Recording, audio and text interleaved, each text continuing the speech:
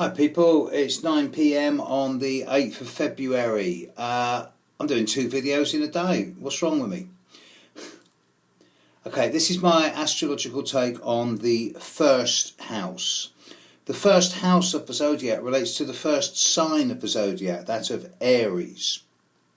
Remember, planets in signs show how energies work through you. Planets in houses shows how energies working through you manifest in the eyes of the outside world. The first house is the house of one's self. It is to do with identity, individuality, sense of self, sense of uniqueness, ego, and the manifestations of oneself in and through the outside world. The negative side of the first house can be quite similar to that of the negative side of Aries. It can manifest as selfishness. It can be self-centeredness. Often people with a lot of planets in the first house, the universe ends there. And if you've got a lot of planets in the first house, there's the need to sometimes be quiet and listen to other people's opinions, both of themselves and of yourself, in order to get a more balanced perspective. Because sometimes the first house individual can be so sure of their own self-righteousness, so confident in their own opinions and ideals, that they forget to take into account other people's balances and other people's opinions, and as a result they live in a self-organized universe of one. The more neutral side of the first house is that it does bring a hell of a lot of energy. Think of Aries, and planets in the first house that are generally healthily aspected bring a lot of dynamicism, assertiveness and projectiveness.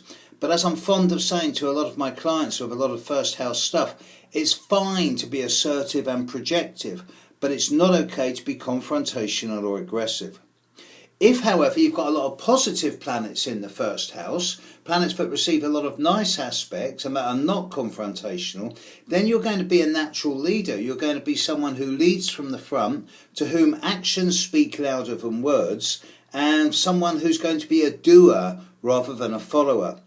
It very much depends upon the nature of the planet. For example, if you've got, let's just say, retrograde Mercury receiving squares in the first house, then there's going to be a great lack of self-confidence. There's going to be a lack of self-assertiveness and doubts around one's sense of identity and individuality. If you have Mars in the first house and it's on the receiving end of a lot of oppositions or squares, then it's going to be quite bullish, quite self-centered, less concerned around its impact on other people and more concerned around getting what it wants. If you've got Saturn in the first house, then you're going to be someone who has quite a limited childhood and initial 40 years of life, but in the second half of life you will prosper and grow. The first house is essentially about the relationship one has with oneself, as the opposite is the seventh house, the relationship one has with other. The first house is all about identity, ego and individuality, and planets in the first house will demonstrate the way that one handles the relationship with oneself, the way that one projects oneself into and onto the outside world, and to a lesser extent the way that one is received and acknowledged and dealt with by people in the outside world. The danger here is of acting as the immature 2-year-old.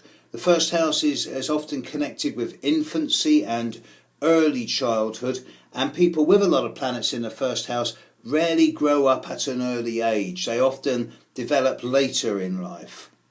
Whereas the opposite side of the same coin suggests that people with a lot of planets in the first house who are mature and advanced will generally put a lot of energy into other people, into the outside world, knowing that what goes round comes round. The first house is the area where you can be deliberately dynamic and projective in a way that benefits others as much as yourself. And this is the real secret of the first house. The more energy you put out into the outside world, the more power-filled you become. Powerful is when you grab hold of a power and keep it for yourself, and then it becomes corrupt and twisted and caught up in ego.